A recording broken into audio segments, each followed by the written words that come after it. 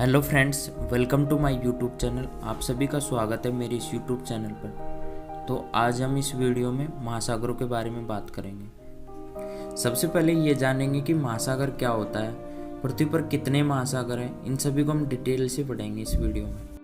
अब हम बात करते हैं महासागर क्या होता है। भूपटल यानी पृथ्वी तल पर बड़ी बड़ी और गहरी खाइयाँ होती हैं जो आपस में मिली होती हैं, जिनमें खारा पानी भरा होता है। ये विशाल जलराशियां महासागर कहलाती हैं। हमारी पृथ्वी पर 71% जल राशि है। इसे 5 भागों में बांटा गया है, जिन्हें हम महासागर के नाम से जानते हैं।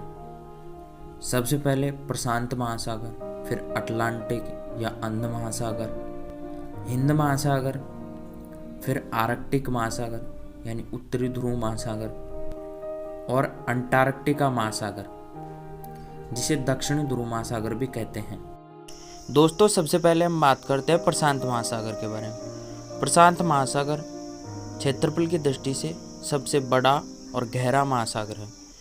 प्रशांत महासागर के पूर्व में उत्तरी अमेरिका और दक्षिणी अमेरिका स्थित है और इसके पश्चिम में एशिया स्थित है। प्रशांत महासागर की आकृति त्रिभुज के समान है, मतलब इसकी आकृति त्रिभुजाकार है। अब हम बात करते हैं इसके अगले बिंदु के बारे में। विश्व का सबसे गहरा गर्त मेरियाना ट्रेंच प्रशांत महासागर में है, जो फिलीपींस द्वीप समूह के पास स्थित है। प्रशांत महासागर के चारों ओर पाए जाने वाले ज्वालामुखी और भूकंपीय क्षेत्र को पृथ्वी का अग्निवलय रिंग ऑफ फायर कहा जाता है। प्रशांत महासागर में विश्व की सबसे अधिक सक्रिय ज्वालामुखी पाए जाते हैं। दोस्तों, अब हम बात करते हैं अटलांटिक महासागर के बारे में। अटलांटिक महासागर क्षेत्रफल की दृष्टि से दूसरा सबसे बड़ा महासागर है। अटलांटिक महासागर को हम अंध महासागर के नाम से भी जानते हैं और अटलांटिक महासागर के पूर्व में यूरोप और अफ्रीका है और इसके पश्चिम में उत्तरी अमेरिका और दक्षिणी अमेरिका स्थित है। अब हम बात करते हैं इसके अगले पॉइंट के बारे में।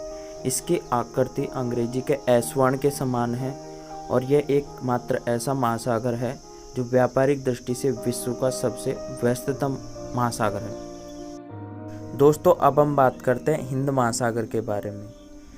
हिंद महासागर क्षेत्रफल की दृष्टि से विश्व का तीसरा सबसे बड़ा महासागर है। हिंद महासागर के उत्तर में एशिया स्थित है और इसके पश्चिम में अफ्रीका स्थित है। यह विश्व का एकमात्र ऐसा महासागर है जिसका नाम किसी देश के आधार पर रखा गया है। इसका नाम भारत के आधार पर रखा गया है। अब हम बात करते हैं इसके अगले बिंदु के बारे में। हिंद महासागर की उत्पत्ति भारतीय प्लेट के उत्तर की ओर विस्थापन से हुई है। इसे अर्ध महासागर की संज्ञा दी जाती है क्योंकि आधा पानी अटलांटिक के पास है और आधा पानी प्रशांत महासागर के पास है। दोस्तों, अब हम बात करते हैं आर्कटिक महासागर के बारे में। इसे उत्तरी ध्रुव महासागर भी कहते हैं और यह उत्तरी गोलार्ध में स्थित है और यह लगभग बर्फ से ढका रहता है हमेशा, और यह विश्व का सबसे छोटा महासागर है।